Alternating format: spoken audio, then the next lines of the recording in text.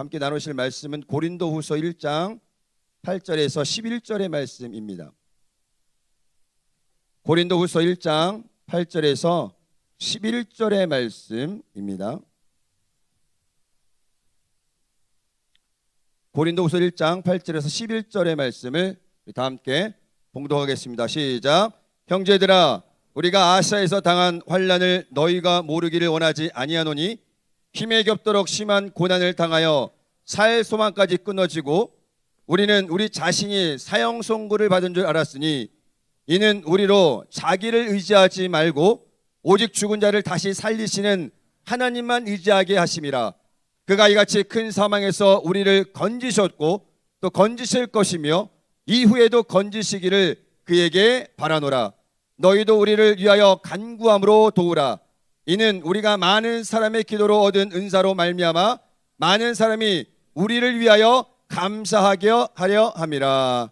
아멘. 함께 합니다. 하나님의 부재를 경험하라.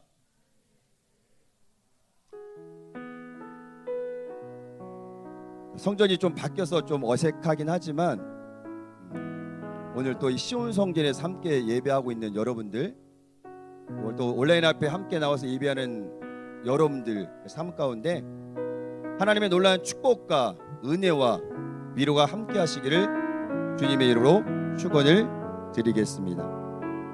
오늘 여러분들 이 자리 나오기까지 쉽지는 않았을 것 같아요. 그렇죠? 저도 3월 달에 코로나 확진을 받고 한 13일 정도 엄청 고생하다가 겨우 살아나서 이제 오늘 이 자리에 왔는데 이 중에는 아마 양성 판정을 받고 자가격리를 한 지체들도 있을 거고 힘든 몸을 가지고 이 자리에 나온 지체들도 아마 있을 것입니다. 하나님께서 그런 저와 여러분을 보고 뭐라고 말씀하시냐면, 사랑하는 아들아, 사랑하는 딸아, 힘겨운 삶 속에서 포기하지 아니하고 오늘 예배 자리에 나온 너를 내가 축복하노라. 내가 너를 사랑하노라. 오늘 주님께서 우리에게 그렇게 말씀하고 계신다는 것입니다. 우리 옆에 친구에게 한번 이렇게 격려해 볼까요? 잘 이겨내줘서 고맙습니다. 우리 함께 옆에 이렇게 손을 뻗으시고 사랑하는 자요, 얼굴 좀 보세요. 저 보지 마시고 옆에 친구 얼굴을 보시고 함께 축복하겠습니다. 진실된 마음을 가지고 사랑하는 자요 함께 축복합니다. 옆에 친구 보시고요. 사랑하는 자여 너의 영혼이 옆에 친구 얼굴 보고 잘된 같이 언제나 오늘 나와서 고맙다. 범사에 잘되고 강건하기를 내가 간구한. 자, 얼굴이 좀 많이 굳어져 있는데요, 얼굴에 조금 이렇게 웃음을 마스크 다 써서 이제 안 되겠지만 어쨌든 눈꼬리가 올라가도록 이렇게 웃으시고 한번 해보세요. 그리고 다시 한번 옆에 친구를 보고 마음껏 우리 축복 한번 더 하겠습니다. 시작.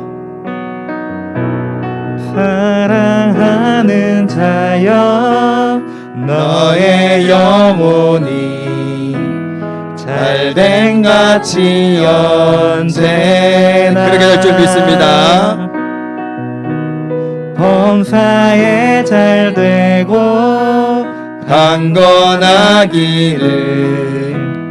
내가 간구하노라. 우리 옆에 친구에게 한 번 더 이렇게 격려합니다. 하나님이 당신을 끔찍히 사랑하십니다. 시작. 하나님이 당신을 끔찍히 사랑하십니다. 들어가시면 돼요. 한 번 더 진하게, 하나님이 당신을 무척이나 사랑하십니다. 믿으십니까? 하나님이 여러분들요 너무너무 사랑하신대요. 그 증거가 무엇이냐? 바로 독생자 예수를 이 땅에 보내신 거예요. 그리고 우리의 모든 죄를 짊어지시고 십자가를 짊어지신 거, 그것이 뭐야? 하나님의 사랑이라는 거예요. 오늘 여러분 말씀을 통해서 그 하나님의 사랑을 경험하는 시간이 되시기를 주의 이름으로 축원을 드리겠습니다. 자, 오미크론 확산세가 줄어들고는 있죠. 뉴스를 보니까는 4명 중 1명은 다 걸린대요. 아마 여기서 손 들어보라고 하면은 절반 이상은 걸리지 않았을까, 고생하지 않았을까 생각이 듭니다. 저도 3월 말에 확진을 받고 그 전에는 양성 판정을 받은 지체들을 위해서 막 중보를 했어요. 힘내라고, 이겨내라고, 잘 될 거라고.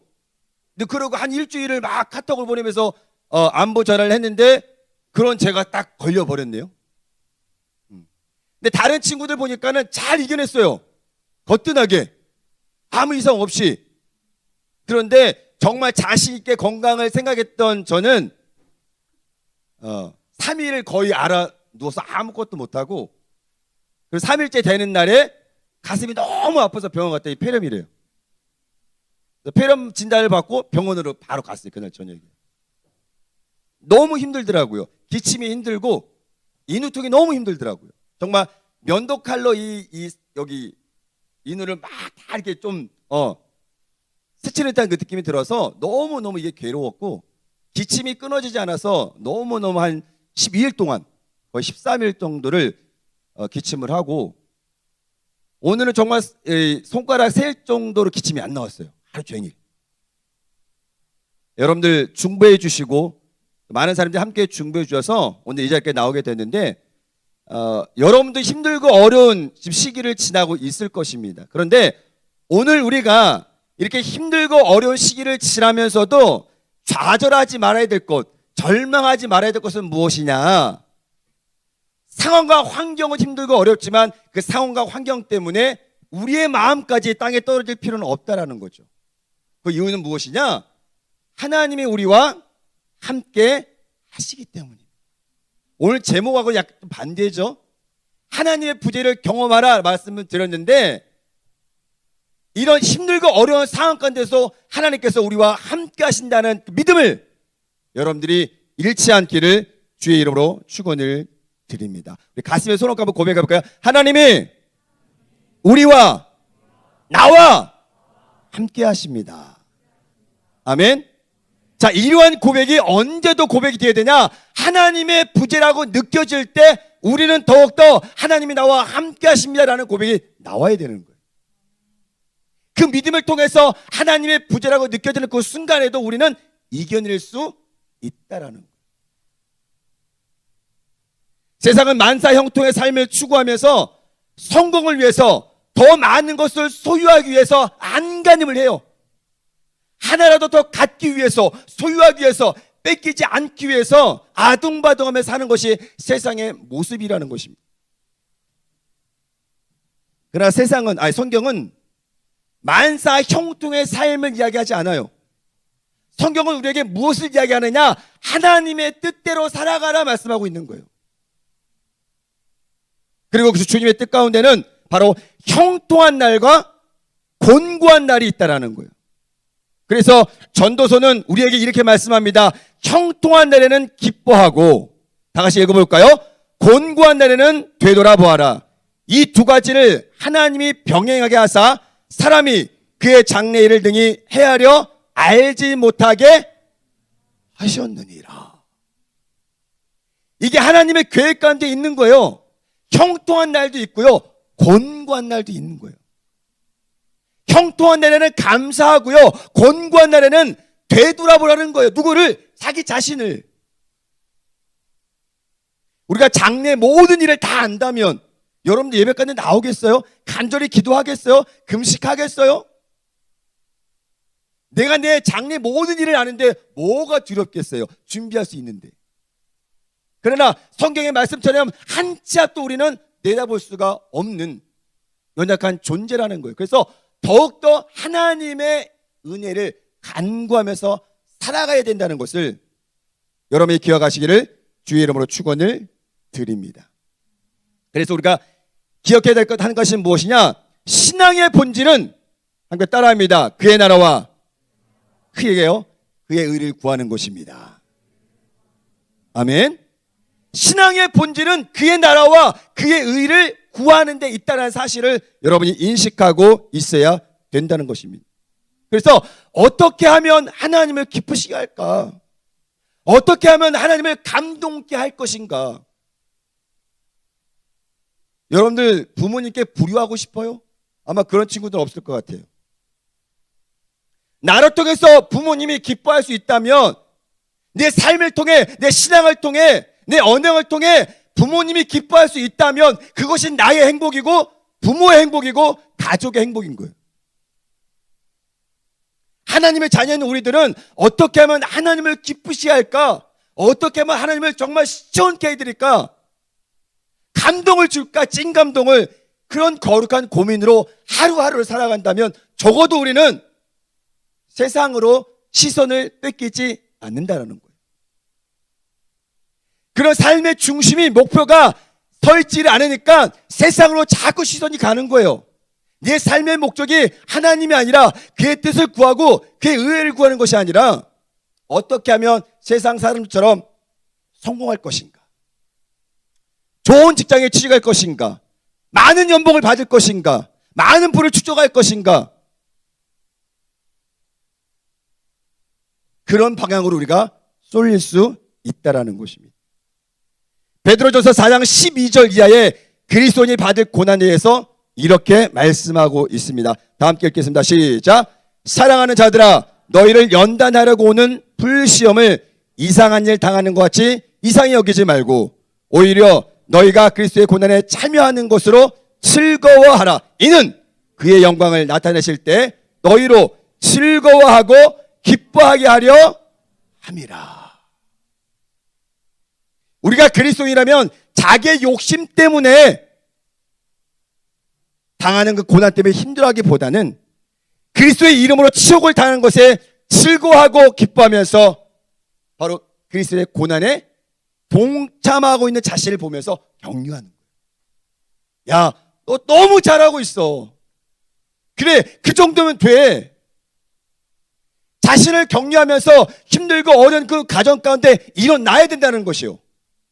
주님 바라보면서 기도하면서 믿음으로 일어서야 된다는 것이. 그래야 우리가 이렇게 힘들고 어려운 이 순간들을 넉넉히 이겨낼 수 있다는 사실을 여러분이 기억하시기를 바랍니다. 머리 한번 손 얹어 보세요. 손. 자기 손. 여러분들 어른들이 칭찬할 때 어떻게 해요? 아이고 잘한다. 뭐 이렇게 하거나 이렇게 하죠. 자기 자신 한번 칭찬해 보세요. 뭐 칭찬을 안 받아서 잘 모르겠지만 자기 자신을 칭찬하면 정말 기분 좋아요. 저는 운전하고 가면서 저 자신을 칭찬을 해요. 그냥 룸밀러를 보고. 한번 해보겠습니다. 태선아, 너 잘하고 있다. 이름이 안 들려. 다시 한번. 태선아, 잘하고 있다.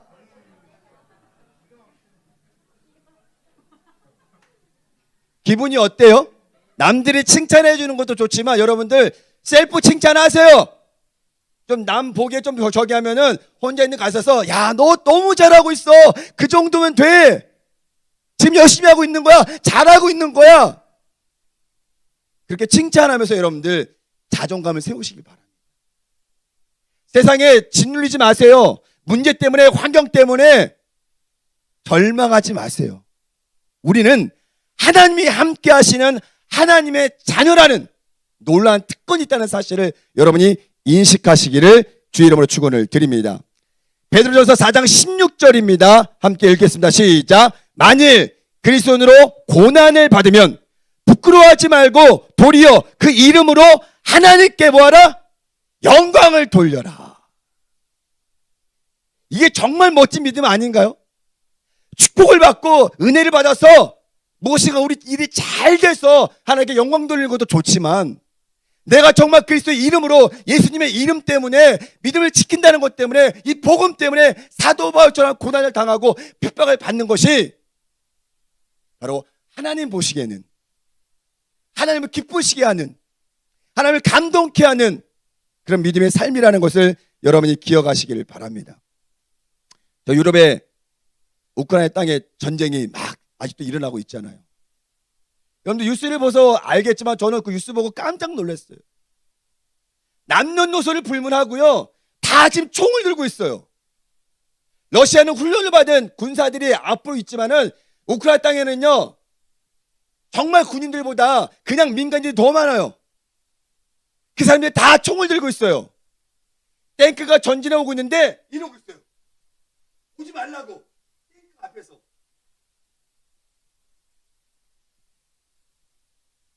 남자만 총 드는 것이 아니라 여성들도 다 총을 들고 러시아를 향해서 진격하고 있어. 그들이 총을 잘 쏴서?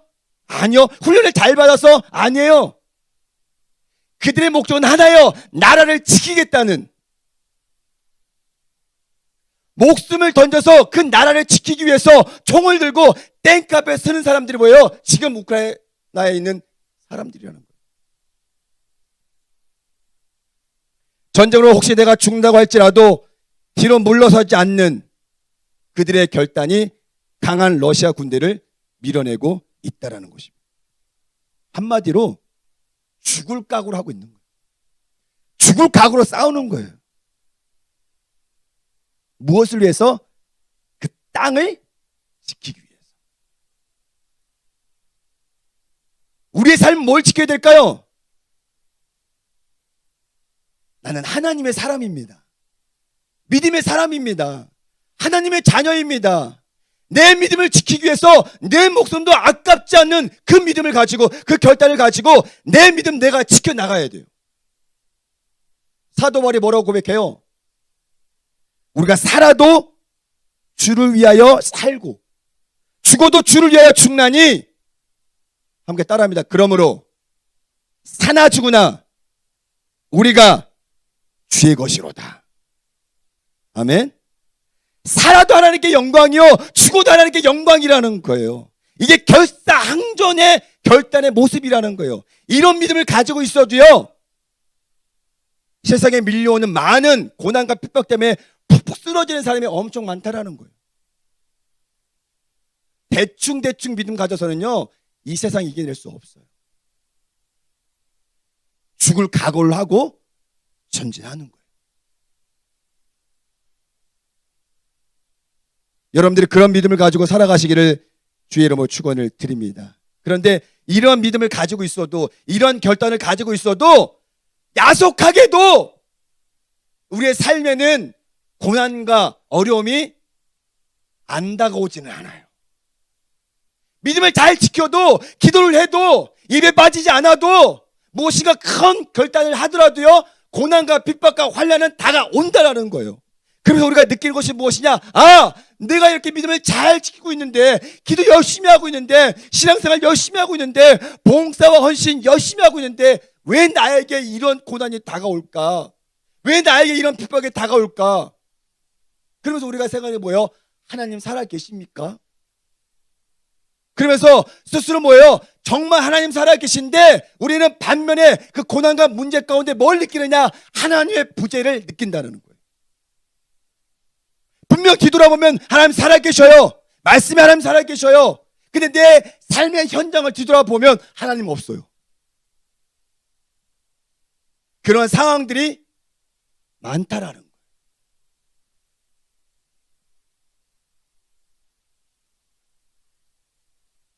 오늘 제목이 하나님의 부재를 경험하라인데, 제가 하나님의 임재를 경험하라 그 이야기보다 하나님의 부재를 경험하라 하고 싶은 이유는 무엇이냐면, 우리가 하나님의 임재 속에서 신앙의 성장하는 것도 굉장히 중요해요.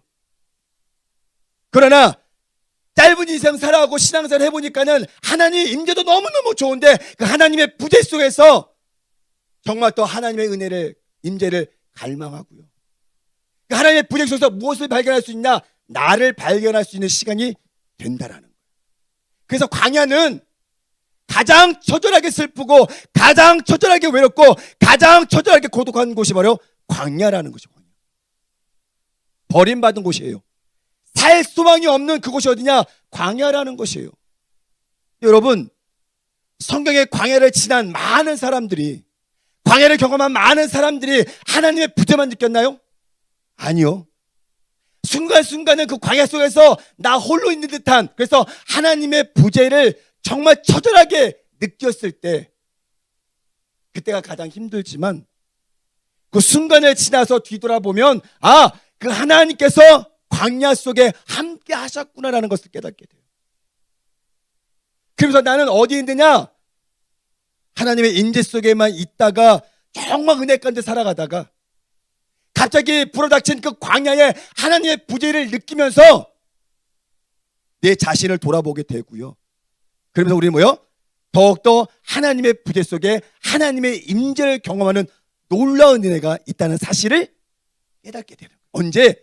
광야를 지나면서. 순간의 문제가 닥쳤을 때는 잘 몰라요. 깨닫지 못해요. 왜 나에게? 라는 이런 질문이 많이 쏟아지죠.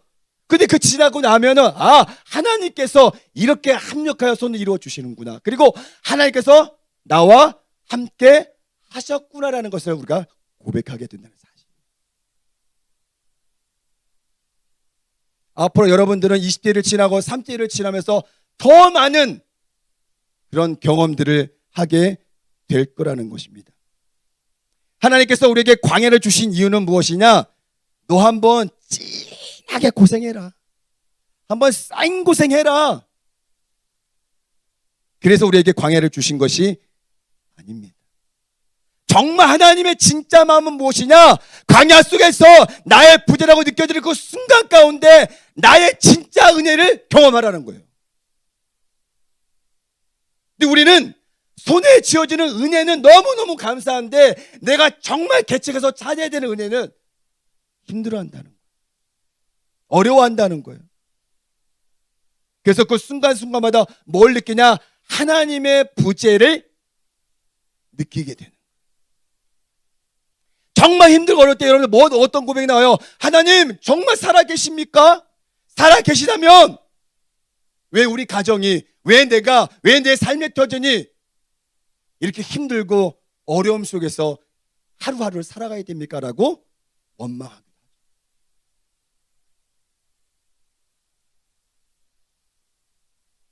광야를 지나는 동안에 우리는 하나님의 특별한 일을 경험할 수 있어야 돼요. 여러분들 독수리 새끼 그 훈련하는 영상들 많이 봤죠. 자, 저 장면은 높은 데 올라갔다가 떨어지는 순간에 어미 독수리가 다시 잽싸게 내려와서 떨어지는 새끼 독수리를 다시 받는 거예요. 장면이. 높은 데 올라갔다가 떨어지면서 저 새끼 독수리는 어떨까요? 여러분들 상상해 보세요. 아직 날갯짓이 그렇게 원활하지 않아요. 자유롭지 않아요. 그냥 바닥으로 내리 꽂을 수도 있어요. 그런데 어미 독수리는 저 새끼 독수리를 저 높이 올라가서 살아나야 한다. 너 스스로 살아나야 한다라고 떨어뜨리는 거예요. 그리고 하염없이 내려가다가 독수리가 그냥 떠는 것이 아니라 날개짓도 해요. 열심히. 근데 안 돼요. 나 혼자 힘으로는. 근데 바닥에 거의 바닥까지는 안 가겠죠. 어미 독수리가 딱 보고 내가 조금 업어줘야겠다라는 생각이 들 때 어미 독수리가 빠르게 내려가서 등기에 다시 업힌다. 떨어졌을 때 새끼 독수리의 그 생각엔 뭐가 있었을까요? 나는 이제 죽었구나. 내 엄마는 없구나. 부모는 없구나 라고 생각을 하겠죠. 근데 그 찰나에 다시 어미 독수리가 자신을 바치는 경험을 하게 되면서 나 혼자 있는 것이 아니구나라는 것을 깨닫게 된다는 거예요. 우리 신앙생활도 마찬가지예요. 많은 문제 가운데, 어려움 가운데, 고난 가운데 있다 할지라도 나 혼자 있는 것이 아니라 힘들고 어려운 그 순간 가운데도 하나님께서 나와 함께 하신다는 사실을 여러분들이 잊어서는 안 된다는 것을 여러분이 기억하시기를 바랍니다. 꾀돌이 야곱에게 광야가 필요했던 것은 그 철저한 외로움과 고통 속에서 자신의 지혜를 의지하며 살아왔던 모습을 버리고 바로 하나님을 전적으로 의지하는 바로 훈련 코스였다는 거예요. 그리고 야복강 나루토에서 환도뼈가 부러지는 순간 야곱이 깨달은 건 무엇이냐? 나는 아무것도 아니구나. 아멘. 놀라운 고백이에요. 환도뼈가 부러지고 나서 야곱이 깨달은 것은 무엇이냐? 내 지혜로, 내 능력으로 정말 나는 아무것도 아니구나. 여러분 상상해 보세요. 야곱이 건강한 모습으로 형 에서를 만났다고 생각해 보세요. 단판에 야곱은 깨졌죠. 하나님의 계획 가운데 야곱이 환도뼈가 부러지고 가장 불쌍하고 가장 처량한 모습으로 형 에서에 나타났을 때 형 에서는 칼을 낸 것이 아니라 사랑의 마음으로 야곱을 품는 장면이에요.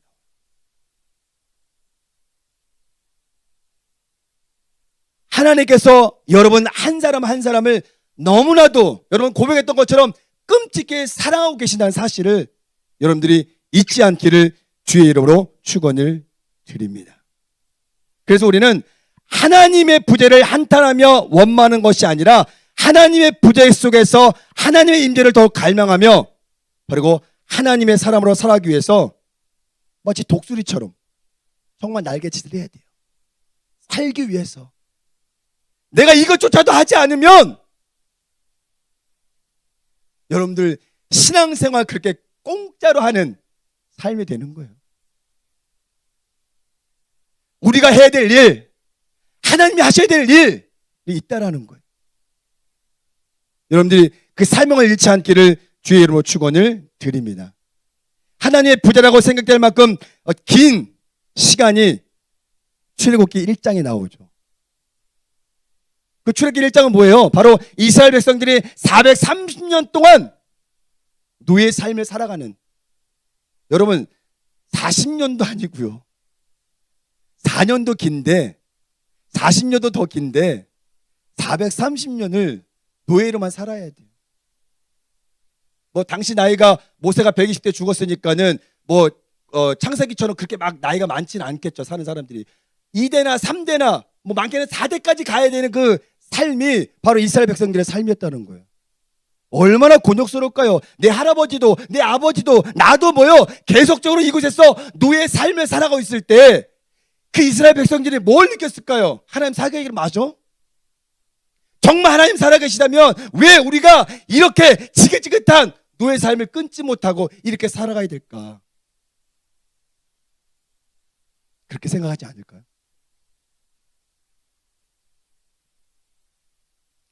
욥의 고난을 통해서도 욥은 하나님의 부재를 경험하게 됩니다.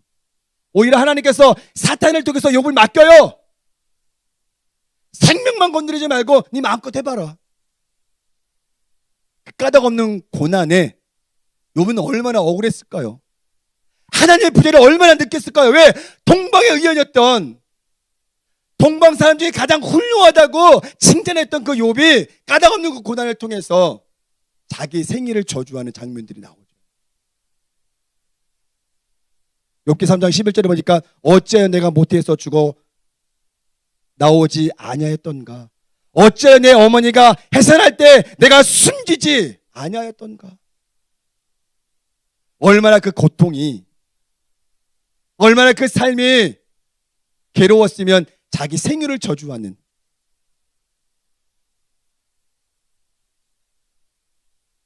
신앙의 거장인 C.S. 루이스에게도 이러한 하나님의 부재를 느낄 때가 있었다고 합니다.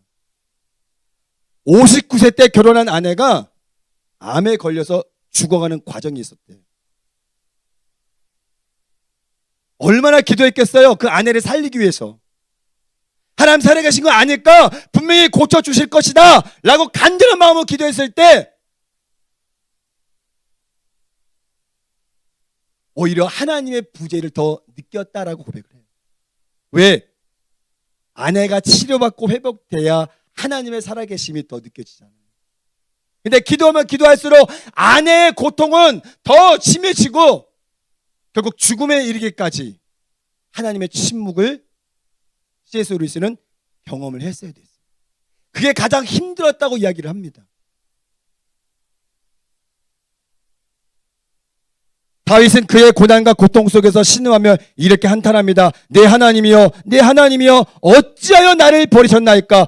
어찌하여 나를 멀리하여 돕지 아니하시며 내 신음소리를 듣지 아니하시나이까? 여러분들 이런 고백하지 않나요? 가장 힘들 때, 가장 정말 코너에 몰렸을 때 이런 고백 나올 거예요. 정말 하나님 살아계시다면 나를 이 코너로 몰아가시게 될까?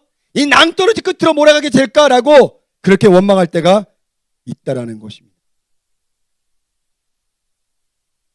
얼마 전에 13년 전에 제가 교육전도사로 사역했던 곳에 교사로 봉사했던 부부 교사가 있었어요. 제 핸드폰으로 문자 하나가 왔어요. 보니까 부고 문자예요. 아니겠지라고 눈을 비비며 막 문자를 봤는데 여전히 그 선생님의 이름이 써 있었고 그 안에 내용은 무엇이냐? 막내딸이 갑자기 죽었다는 거예요. 또 믿기지가 않아서 그 큰아들한테 전화를 했더니 목사님 맞습니다 라고 대답을 해주더라고요. 제가 13년 전 그 교회학교 사역을 하면서 그 친구를 4살 때 봤어요. 그 부고 문자 받을 때는 17살. 각별한 사이였기 때문에 그 아이가 성장하는 모습, 그다음에 그 선생님들과의 관계가 특별했기 때문에 지금도 13년이 지난 지금도 계속 왕래를 하면서 교제를 나누고 있는데 그 딸의 부고 문자가 저에겐 정말 믿겨지지가 않더라고요. 그리고 장례식장 가니까 영정사진이 딱 있고 교복을 입은 그 딸이 영정사진 안에 딱 있는데 저조차도 정말 너무너무 억울하고 마음이 힘들고 그래 그 부모는 어떻겠어요? 연신 그 부모님이 저에게 얘기하는 게 뭐냐? 목사님 17년 살려고 저희 딸이 왔나 봐요. 겨우 17년 살려고 이 땅에 왔나 봐요 라고 제 손을 붙들고 우시는데 제가 무엇을 할 얘기가 아무도 없더라고요. 여러분들 이런 죽음의 고통뿐만 아니라 우리의 삶 가운데는요 여러 가지 많은 것들이 겹쳐지면서 정말 하나님의 부재라고 느껴지는 순간들이 의외로 많다라는 거예요. 그 더 힘들다라는 거예요. 더 어렵다라는 거예요.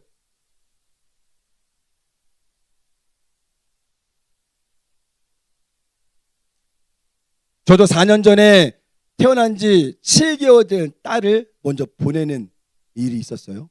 그리고 어머니도 암으로 고생하시다가 먼저 가셨어요.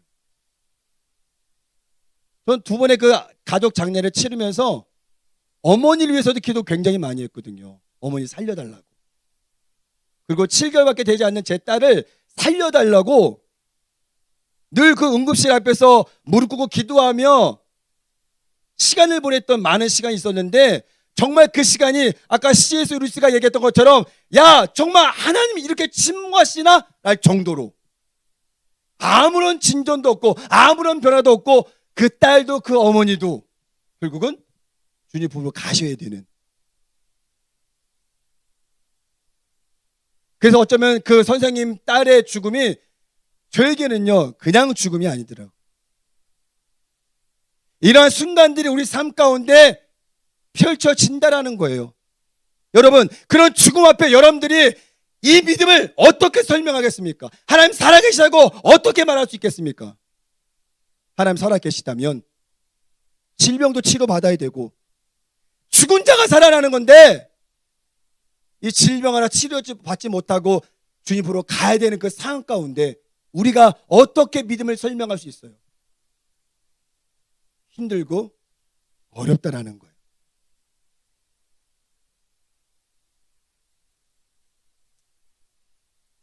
여러분 반주해 주시고요. 합력하여 선을 이루어진다는 것은 가장 좋은 것만을 채워지기 위한 그런 결론이 아니에요. 합력하여 선을 이루어진다는 것은 무엇이냐면 그 가운데 고난도 있고 슬픔도 있고 고통도 있고 더딤도 있고 넘어짐도 함께 있다라는 거예요. 그 모든 것이 다 주님 뜻 가운데 이루어져서 중국의 하나님께서 우리의 삶의 형편대로 우리의 상황대로 우리가 감당할 수 있을 만큼 은혜를 주신다. 여러분 너무 큰 은혜 바라지 마세요. 큰 축복 바라지 마세요. 내가 보니까요 뭐 이거는 사실 뭐 로또하고는 비교가 되지 않을 수 있겠지만은 돈이 없던 사람이 갑자기 로또 복권 받아서 수억씩 갖고 있잖아요. 감당 안 돼요. 예전에 저희 큰 어린 아이들한테 지폐 돈을 줘도요, 이 돈의 값어치를 모르기 때문에요, 찍기도 하고요, 종이 이렇게 날리기도 하고 그래요. 축복도 은혜도 우리가 감당할 수 있을 만큼 주께 주신다는 거예요. 더 많이 줘도요, 감당 안 돼. 우리 못 써요. 그래서 사도벌이 뭐라고 그랬어요? 내 가시를 제거해달라고 그렇게 강구했지만 주님께서 그 사도벌이 이게 뭐예요? 내 은혜가 그럼 무슨 얘기했냐? 여러분, 지금 우리가 당하는 고난이 너무 큰 것 같지만 이미 하나님께서는 우리에게 우리가 감당할 수 없을 만큼의 이미 놀라운 은혜들을 부어주셨다는 거예요. 근데 우리가 그것을 잊어버리고 있어요. 그리고 지금 당하는 고난 때문에, 어려움 때문에 하나님 원망하고 하나님의 부재를 느끼며 절망 가운데 있다는 거예요. 우리가 처음 고백했던 것처럼 하나님이 우리와 함께 계셔. 아멘. 여러분, 그것만 잊지 마세요. 내 삶이 지금 당장 끊어진다 할지라도 오늘 사도벌이 8절에 살 소망이 끊어진다라는 그 고백이 온다 할지라도요, 여전히 우리 삶의 고백에는 하나님께서 나와 함께 하십니다라는 고백이 나와야 돼요.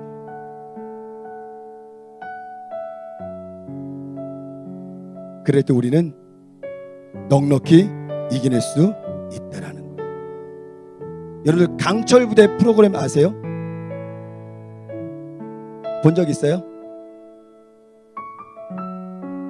저는 뭐 남자라서 더 그런지 모르겠는데 굉장히 잘 보고 있어요. 멋있잖아요.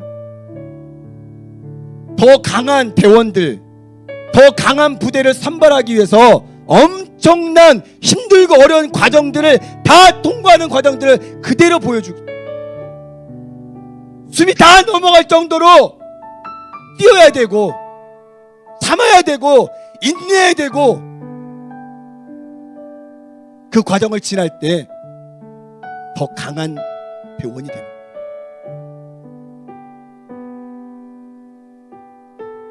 세상은 우리를 가만두지 않아요. 믿음을 지키려고 하면 더 많은 고난이, 더 많은 어려움들이 다가온다라는 거예요.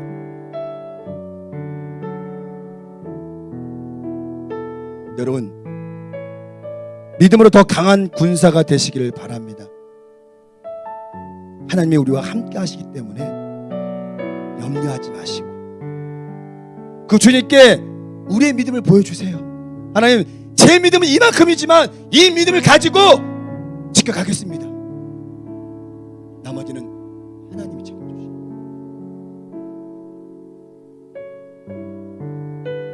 새롭게 하소서에 이소연 집사님의 고백이 하나 있어서 소개하고 마칠게요.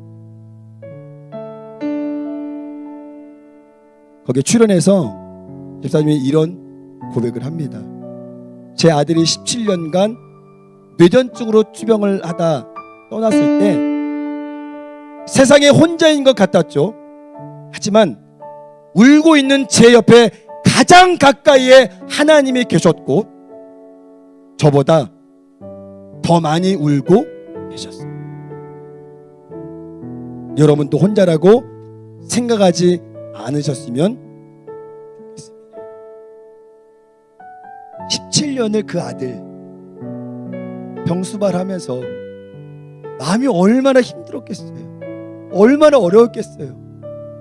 내 아들 살아나면 그게 기적인데 결국 그 아들 보내고 정말 하나님 원망할 듯한데 이소연 집사님이 깨달은 것을 무엇이냐?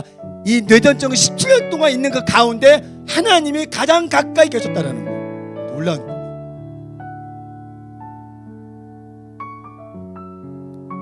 오늘 여러분 마음 가운데 이소연 집사님의 그 고백처럼 가장 힘들고 어렵지만 하나님이 가장 가까이 계신다는 사실, 나와 함께 하신다는 사실, 여러분들이 믿음으로 고백했으면 좋겠습니다. 가슴에 손을 얹으시길 바랍니다. 하나님 아버지, 우리 푸니마 귀한 지체들 어쩌면 광야를 지나는 많은 믿음의 조상들처럼 정말 힘들고 어려운 시기를 지나고 있는 이때